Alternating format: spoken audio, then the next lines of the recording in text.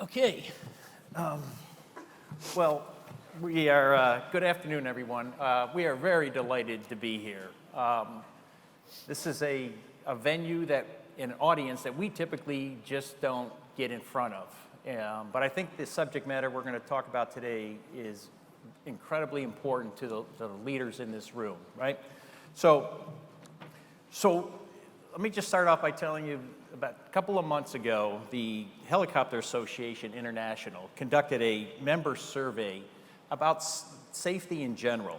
And specifically, they asked whether their company had an SMS program. Well, the majority of them came back and said no. And they provided 4 reasons why they didn't. Number 1, no management interest. Second one was not FAA required. Third one was too costly, and the last one being no perceived return on their investment. So we feel that survey really mirrors the fixed wing industry as well in what we've observed here in the past few years ourselves. So today, we hope to change that mindset and really explain why senior leaders need to focus on safety. And really set the organizational culture that really will see the benefits of a robust safety management system.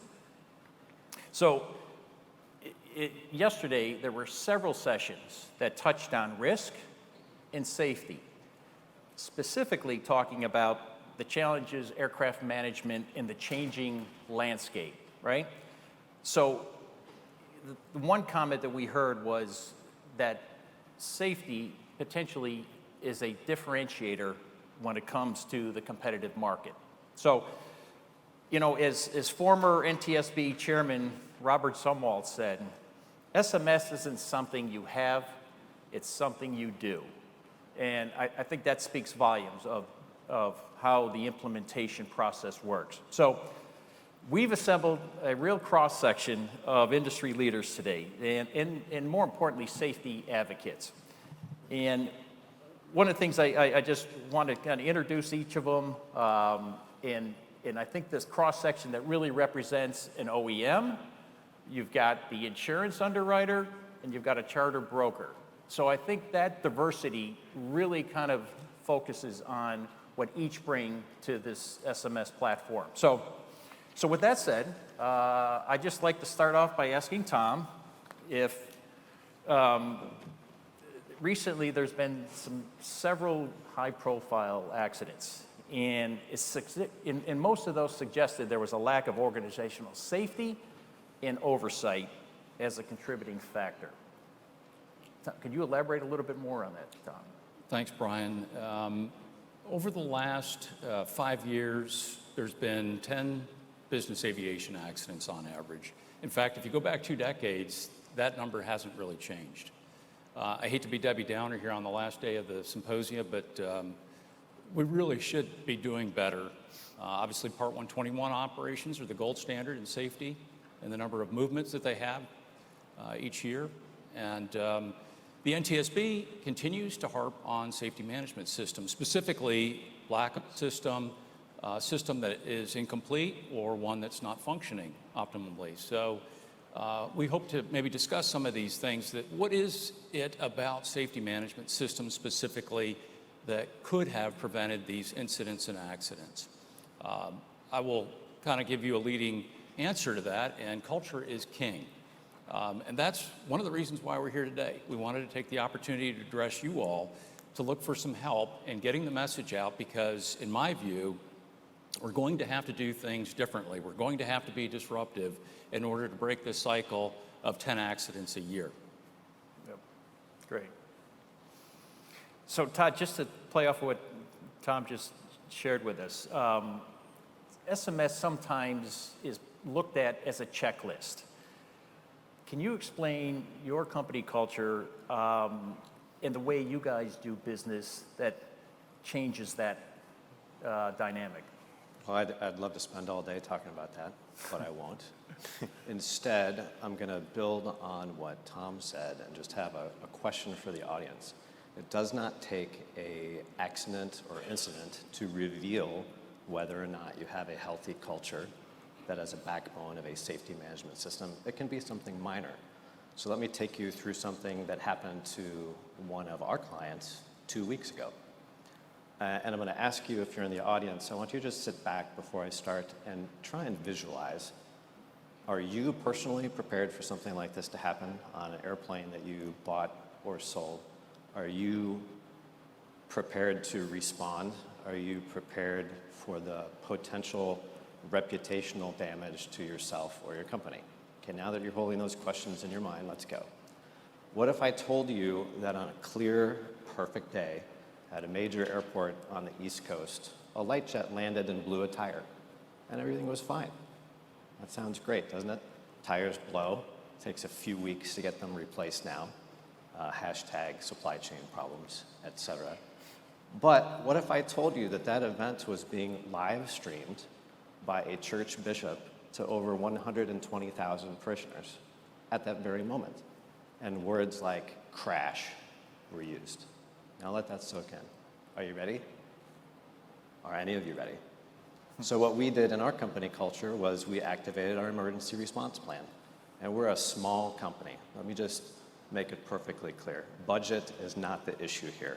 Culture is the issue. To give you a sense of scale, we humbly manage trips on behalf of people. We've been doing business aviation as a service by way of our 3 product verticals for over a decade. So it's not that we're salespeople or consultants. We guide people and we set their expectation. How can we possibly set the expectation for over 100,000 people that think that their leader has just been put in jeopardy? Well, again, we're tiny. We do in 1 month what the largest company in our space does before an average Monday afternoon at 1 p.m. All of us are experiencing the kind of volume that is consistent with the Sunday after Thanksgiving, and so are we on our own scale, but not the Sunday after Thanksgiving. Just about every, let's say Tuesday, Wednesday, Thursday, Friday, and Saturday, we've been experiencing Sunday after Thanksgiving volume. So for us, it wasn't easy. But within 5 minutes of the incident happening, we received a call from the airport. We activated our emergency response plan. Every single colleague, all whopping 70 of us, were on the same ERP call. In fact, we live streamed the live stream and said, all right, let's make sure that they're taken care of. In the end, we were able to go and visit this client within 3 days, and we were ourselves live streamed again. We took Anthony and we took the main consultant and we went to see them. And it's not just the over 100,000 people that were relying on us to take care of their people. This account, as you can imagine, was a parent account of several other accounts that expected us to take care of them. The day of the event, we were told in no uncertain terms that they're never flying private again. But in just a week, we had reactivated all the accounts, and every single one of those accounts, even the ones that hadn't closed, were flying again. Now that sounds like superhuman effort, right? Like I picture the picture of Alistair in tights, dressed as Superman yesterday. But that's not it. It's a mature safety management system that made that level of customer service possible. And it probably represents a tiny fraction of our spend, but everyone from the founders of the company all the way through to the person that just got hired 2 weeks ago, they all fully understand what we're trying to accomplish. Right. That's great. So let me switch gears a little bit and transition to the kind of the financial investment. So what I'd like to add, John, is that what does it mean from an insurance perspective as it relates to operators protecting their financial investment? So, a few folks between yesterday and today have mentioned insurance and rates, and that there's been a changing market in the insurance world. And listening to the presentations over the last couple of days, I've realized that there's folks in here who are operators, and there's many more folks in here who are involved in aircraft transactions. And a very big part of the aircraft transaction is knowing that the assets that you're transacting will be insured and can be insured. and then also the liability limits that are protecting you and protecting the people who are buying and selling the aircraft need to be in place as well. So having those limits available is of vital importance. The insurance industry has been, the aviation insurance industry has been somewhat stressed the last few years. There's been increasing costs to fix aircraft, increased downtime when aircraft are down, and increased cost because of that downtime. And the overlying trend of liability lawsuits in our country and in the world is definitely stressing the insurance market. That's where safety management systems come into play for us as an insurance carrier. I'm just one insurance carrier, but speak on behalf of the industry in that we as an industry are looking at safety management systems as an extremely important tool when we are evaluating the risk of someone we're going to insure. Whether we can associate that with a very specific number to say this operator has an active SMS system, therefore they will have 7.2% less accidents. We're not there yet, as the appraisers mentioned yesterday. There's not enough aircraft exposures to get really good statistical reads on things that specific. But in general, the trend we see is that safety management systems are moving the needle on safety. They are making aviation safer. They've done it on the airline side, and the airlines have reaped some benefits of that with the reduced accident rate and reduced overall insurance. General aviation is not there yet, but I can assure you that your aviation underwriters are looking for that. And they're not just looking for a box that's checked on an application that says, yes, SMS, that we have that. The underwriters want to come in, they want to visit, they want to get a feel, they want to look under the hood and feel the SMS. They want to feel that it's part of your culture, feel that it's active. And that will be an ingredient in the soup when that underwriter is pricing the risk. And that's why I'm here today as the representative of the insurance industry, trying to get the folks in this room to believe in safety management systems, to get the folks who you are transacting business on behalf of, and then also to be evangelical out to the rest of the world, the folks who aren't here in the room, to hear this message that SMS is important. It's worked for the airline industry, and the insurance industry is behind it and believes in it. Great. Bryan, I'm not sure, it may be worth pointing out for those that may not be familiar with the framework of safety management system, but it's designed to be top-down driven. So that stimulates roles and responsibilities at the very highest levels in the company. We know really that the middle management layer is the tough nut to crack between your line employees and the C-suites. And that's really why we're trying to request help in penetrating the C-suites to let them know that it's vitally important that they have an active role in the safety management system, a level of inquisitiveness, if you will, much like your financial program, giving safety a level of prominence, much like you would do financial analyses.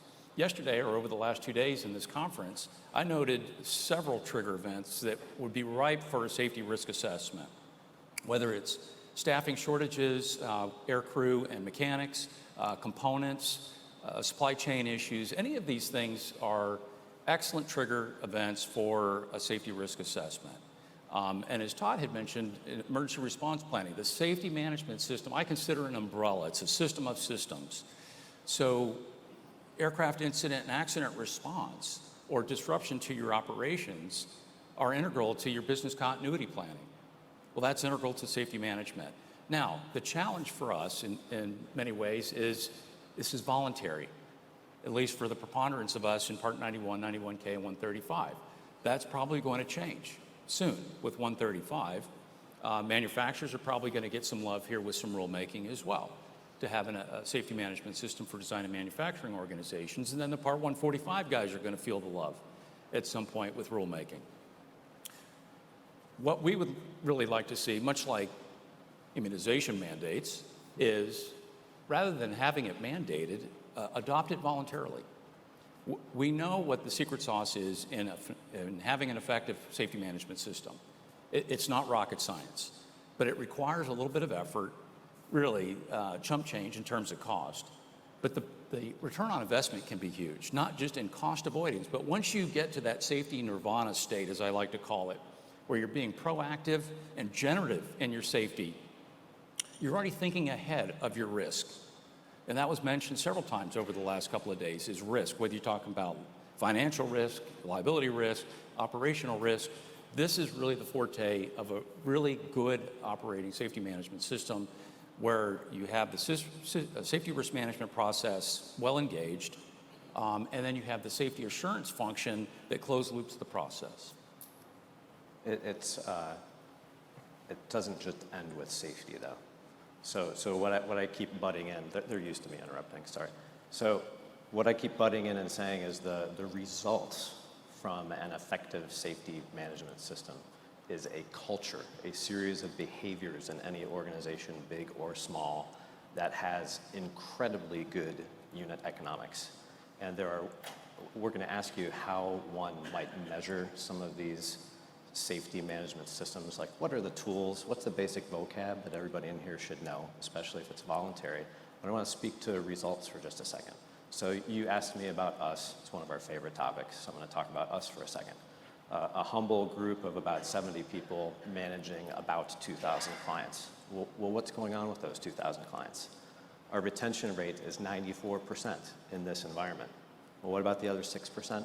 Well, 2% age out or don't want to use the service. 2% didn't know what they were buying when they bought it. And 2%, this is after we've won the account from competitors, 2% we happily hand off to competitors that can serve them better. That actually does happen. And it's important to us to know that they're taken care of. Our on-time rate is like 96%. We don't believe that anything is controllable or uncontrollable, so we have a trip perfection rating. 93% of our trips are perfect, no issues whatsoever. And that's because we're a communications company that sets expectations and manages the trip. The way that we do that is we have a robust culture as a result of the safety management system, and we're able to quickly identify other companies in our supply chain that either have that or don't have that, and it's dynamic.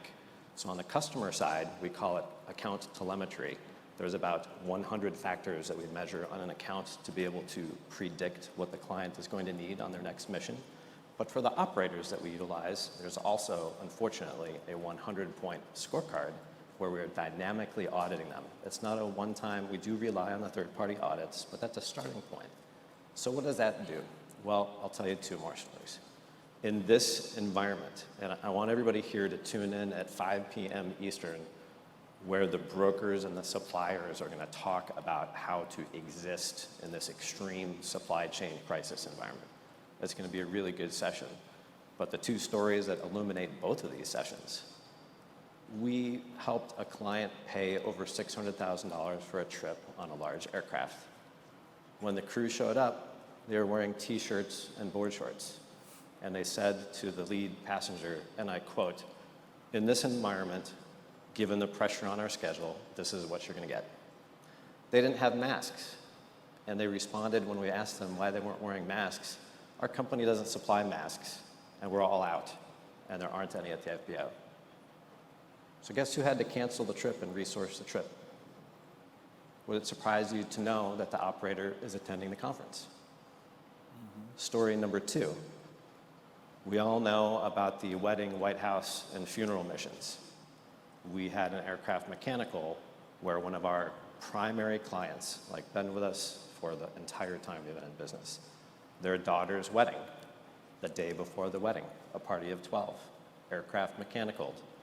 Has anyone tried to source a large cabin aircraft with 24 hours notice lately? It's impossible. You would literally need a magician to pull rabbits out of a hat. So we called one of our suppliers and we described the situation. They immediately applied empathy, got on the phone with some of their aircraft owners, got on the phone with their schedulers, immediately had a conference call, rearranged their schedule because they knew that a wedding is a once-in-a-lifetime event, and they worked with some of their retail customers to reposition things. We all worked together within the confines of the safety management system to make that happen. That operator's CEO is also sitting in this room.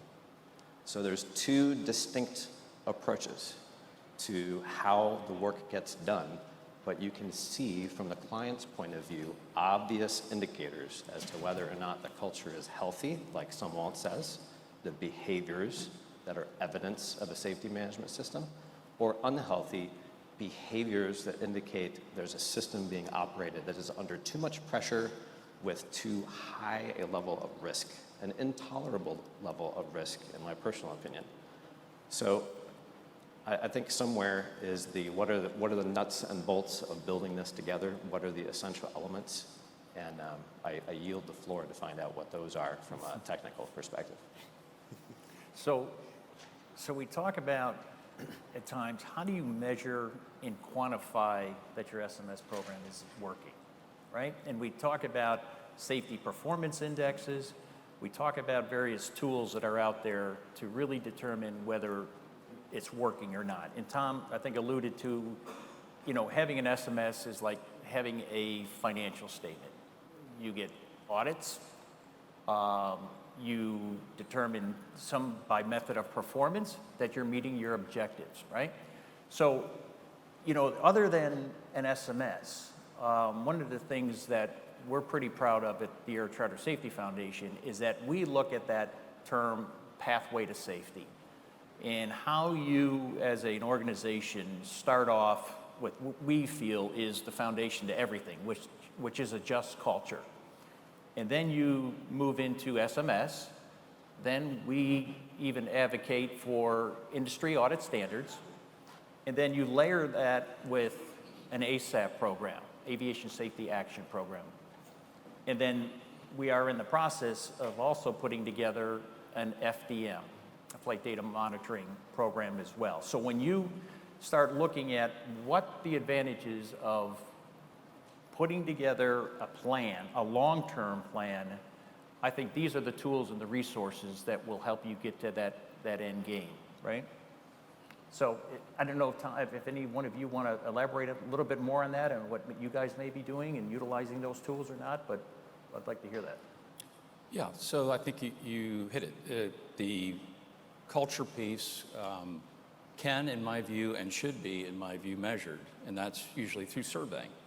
And remember, what we're driving at is looking through the lens of the employee, the individual, and do they feel psychologically safe in their environment, not just for their physical well-being and their health, but operationally. And does management support them? Are they willing to admit to an honest mistake? And will they not get punished for it? You have to reward those types of behaviors, and that's where you really see the power in your system come to life, is that everybody is involved in safety. You don't just have a safety chief or a small safety team doing all the heavy lifting in your safety program. You want everybody to be part of it, integral, and understand what their roles and responsibilities are, that they not only should feel compelled, but are eager to report hazards that they identify. That's where the real power comes in reporting. And Bryan mentioned the Aviation Safety Action Program, reporting program. This can really unleash a lot of power because in many of our cases, our operations are very distributed globally. And so you only know what you know. And if you're not gathering intelligence, if your employees and your frontline workers and your air crew are not reporting things that they experience or witness or identify, then you really don't know where your safety state is. Are you operating at an acceptable risk level? And so that's the key really to this actually working effectively. Now, certainly we're going to do safety auditing much like you would do a financial audit. We're going to measure against the safety performance indicators that we determine.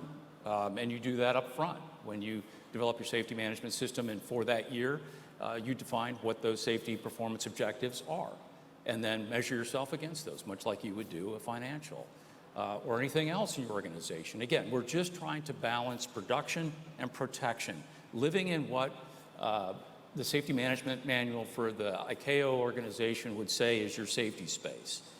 Too much safety, you're probably going to be not assuming any risk and not making any revenue. Not enough, and you're going to have catastrophe. So hang on a second, that culture piece. It's not clear to me sitting over here that one of the main outcomes of a great SMS culture is that people can report emerging issues without repercussion, without penalty. So if you take it to the cockpit, even though crew members are the last people who should be deciding whether or not they're tired, they certainly can call out issues with scheduling in a just safety culture and be invited to the table to talk about it instead of simply ignored and, well, this is the schedule and it's legal to start, legal to finish. So tell us a little bit more about what it means to do reporting inside a robust safety culture where you can report without fear of retribution. Getting to your example, I would say if you had a robust fatigue risk management plan, you might be getting ahead of those things and putting in place some mitigations, some prepositioning of crews or whatever else that you might be able to do to manage fatigue. And I want to just add too, though, this highlights, I think, something that's unique to the way we operate airplanes as opposed to commercial airlines. You know, they have an army of maintainers, dispatchers, all kinds of infrastructure, air crew and flight attendants pre-positioned in case they need a fill-in.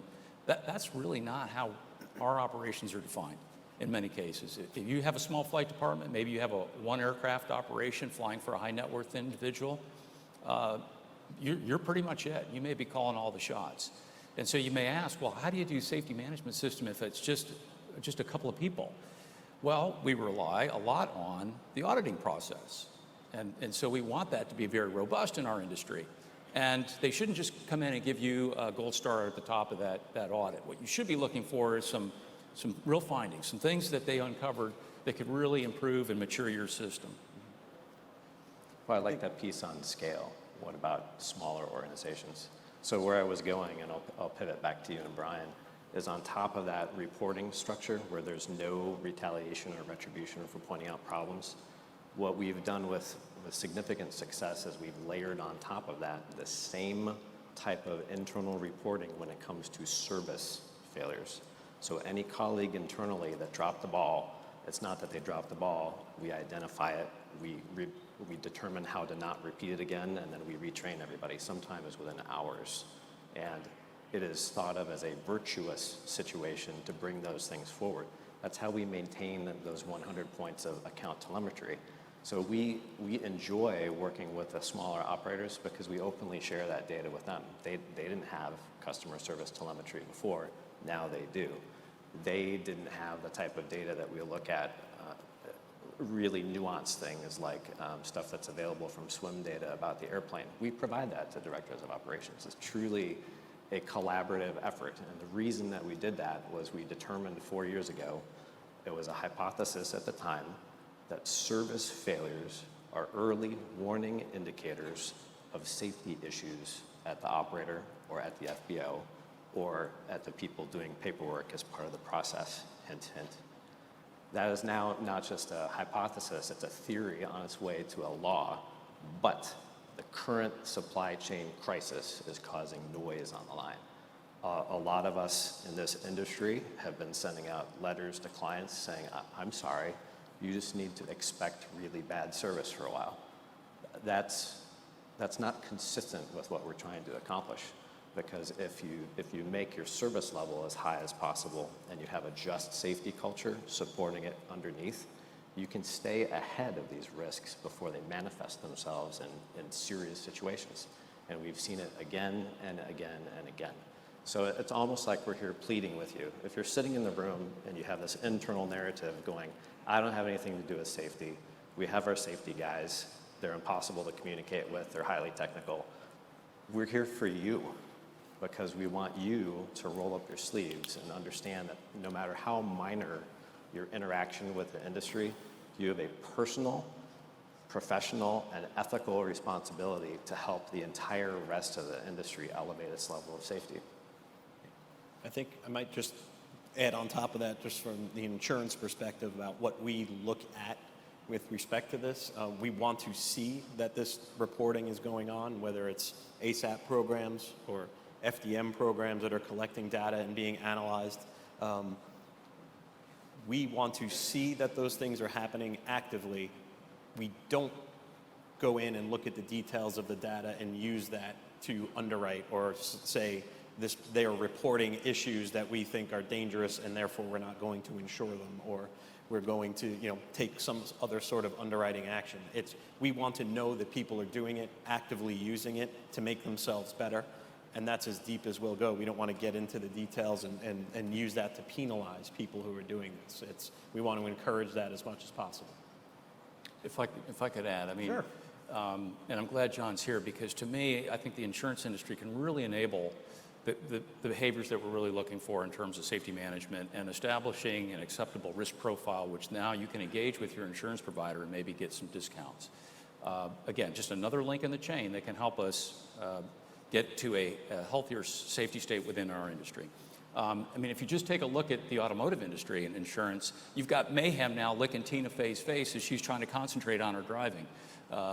And she's seeing real-time feedback and cost avoidance on her insurance premium in the automobile. Funny as hell, but the point's well taken there, that this is the kind of behavioral change that we're looking for at the very grassroots level. It's powerful, it's effective, and it does work. To Bryan's comment about the ASAP program, I mean, this is a no-brainer as an air crew.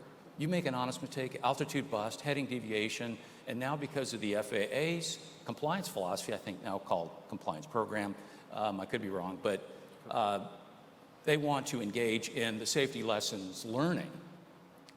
And so now, if for instance, if you sign on with their charters program, they're basically your union representative at the table as you adjudicate these issues. So a very powerful program, and now we can really extract more safety learning out of the system and now put in corrective actions. And I would go further in terms of flight data monitoring, and I may be lead turning Bryan's next question to this panel, but again, a very powerful tool for flight operations quality assurance. So one of the things that I would recommend to this crowd, if given the opportunity, because you all are in the business of seeking potential buyers and selling aircraft, is does it have a quick access recorder or some sort of flight data monitoring recorder capability in the airplane? Typically for manufacturers, we offer it as an option. I would prefer to see it as standard equipment. I think Embraer is kind of going that route. I've seen Airbus helicopters provide the Apereo Vision 1000 camera in their AS350 helicopter, very powerful tool. Of course, the NTSB wants that data for accident forensics. We safety practitioners want you to participate in a robust safety assurance program, a critical component, flight data monitoring, because it's such a powerful tool. But it has to be used in the appropriate way. You have what they call a gatekeeper. It's de-identified. And further, you want to share that information, you can send that data to the FAA's Aviation Safety Information Analysis and Sharing Program, which I can tell you, as a member of the General Aviation Issues Analysis team, it's a very powerful tool where you can do a lot of risk management planning by accessing the rich dashboards that are available if you are an ACSF member. So, and again, these are the kind of things that John and insurance providers could take a look at. That, yes, these are signals, these are markers of organization that gets it from a safety perspective, that they understand the value of it and they're exploiting all the capabilities so that they're maintaining their risk profile at acceptable level.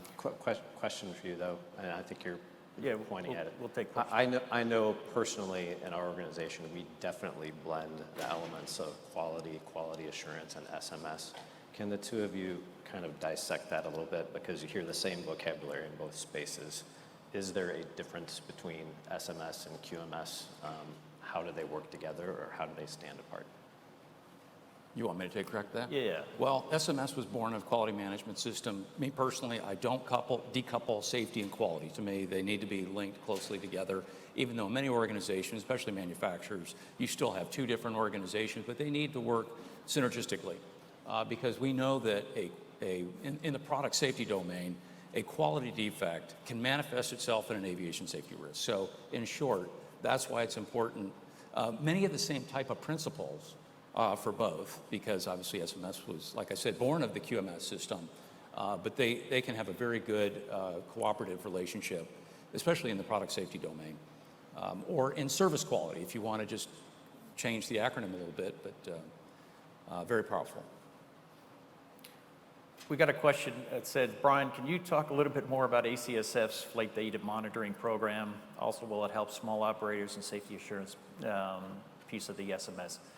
Absolutely. So we're in the very early stages of the flight data monitoring program, meaning we've already have 3 or 4 operators in a beta test. So the plan is to for the Air Charter Safety Foundation to pick up the tab, initially to get folks enrolled in the program so we can collect some data, get the parameters of what are the most common issues that we're facing, and then be the gatekeeper of the data.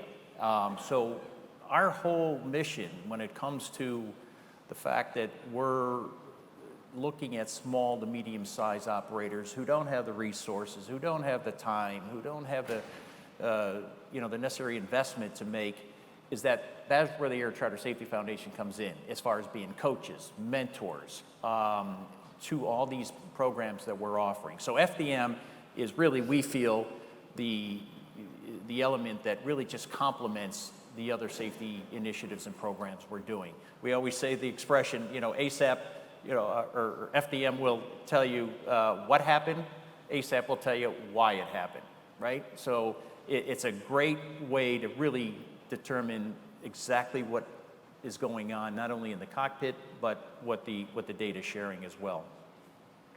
Bryan, you want me to take a couple of these really quick? Sure. We only, Right. oh gosh. Yeah, the FBOs, there's an international standard for business aircraft handlers. That'd be something that I would encourage you, if you're shopping for an FBO, see if there is BA certified. If you go back to the other questions, I'll try to grab the other one that I can't remember what was asked. Part 135. Unfortunately, Kobe Bryant accident, others, very high profile accidents, they're seeing problematic issues organizationally with these 135 operators. And so that's, the spotlight is on Part 135 right now. 145 rulemaking is coming, as it is for design and manufacturing organizations. We're in overtime. Elster, do we have any? Okay, one more question. So my favorite subject on the ASAP here is how do you convince and encourage employees to submit an ASAP without retribution? I could tell you when we first started the ASAP program 8 or 9 years ago, we had to go to the FSDOs and truly educate kind of what we were doing, what our plan was, and the FAA has recently come out with a compliance philosophy that really, they understand it, they get it, and it's been an incredibly successful program. So what we've discovered is that, there's some reluctance from, folks that don't want to necessarily air out their dirty laundry, but once they go through the process and we meet with the event review committee and what have you, they'll absolutely get it, understand it, and we have seen the floodgates open with the rest of the staff and employees once they kind of start the process. So we've got over 7,000 reports to date, and 200 operators participating in it today. So incredibly successful. Sorry it took so long to answer that. So is that, we're good? All right, thank you everybody for participating here today. I appreciate it.